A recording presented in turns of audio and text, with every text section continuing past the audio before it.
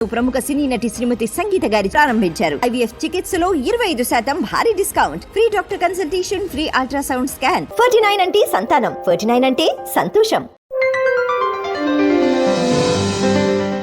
ప్రతి ఇంట్లో పెద్ద కొడుకు ఆ పితృ కార్యక్రమాలు చేయడం కామన్గా చూస్తుంటాం.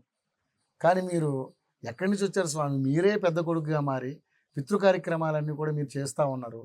అసలు ఏంటి దానికి ఎందుకు అలాగా? ఎందుకంటే దీనికి కూడా రకరకాల విమర్శలు మీకు వచ్చుంటాయి.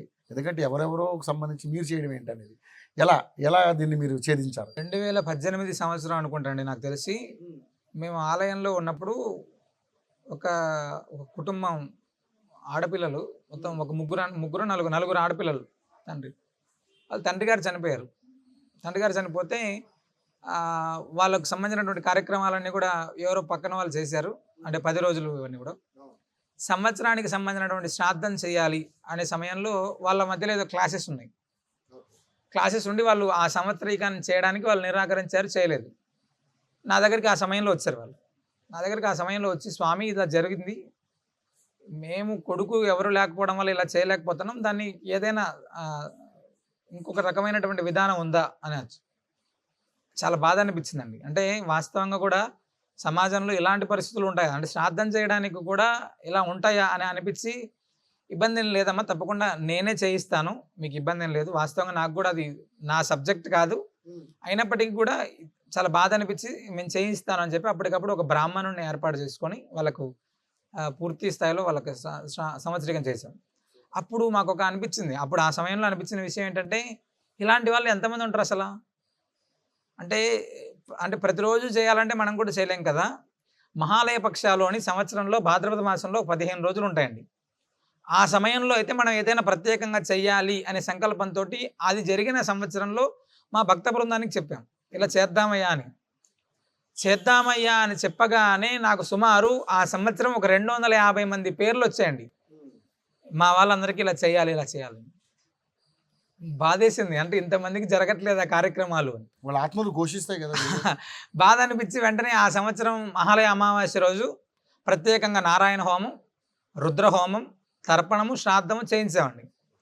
చేయించిన తర్వాత ఇలా జరిగింది అని పెట్టాక ఆ కుటుంబాలన్నీ కూడా మరుసటి సంవత్సరానికి వాళ్ళ ఇంట్లో మార్పులు కనపడ్డాయి ఖచ్చితంగా.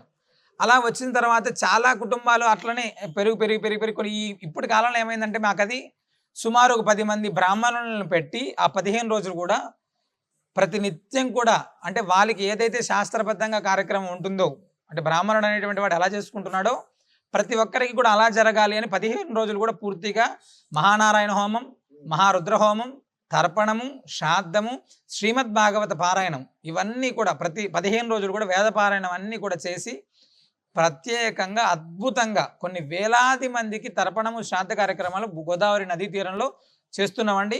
అలా సుమారుగా మహాలయ పక్షాలు 2018 సంవత్సరం నుంచి ఇప్పటిదాకా కూడా 15 రోజుల కాలం పాటు అత్యద్భుతంగా, చాలా వైభవంగా, భక్తి శ్రద్ధలతోటి మనం ఈ యొక్క పితృకార్యాలు చేస్తున్నామండి.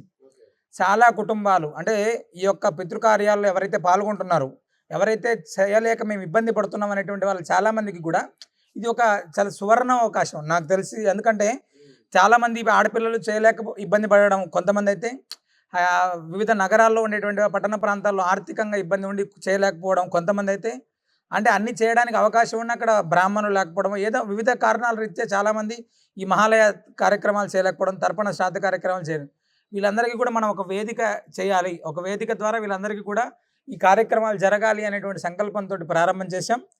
చాలామందికి ప్రతి సంవత్సరం కూడా కొన్ని వేలాది మందికి కూడా ఈ 15 రోజులు కూడా తర్పణం, శ్రాద్ధం, మహానారాయణ హోమం చాలా అద్భుతంగా, అంటే ఇంత శాస్త్రబద్ధంగా చేస్తున్నామా అని మాకు కూడా ఒకసారి ఇంత అద్భుతమైనటువంటి కార్యక్రమం చేసామే అనేటువంటి ఆనందం చాలా బ్రహ్మాండంగా ఉంటుందండి.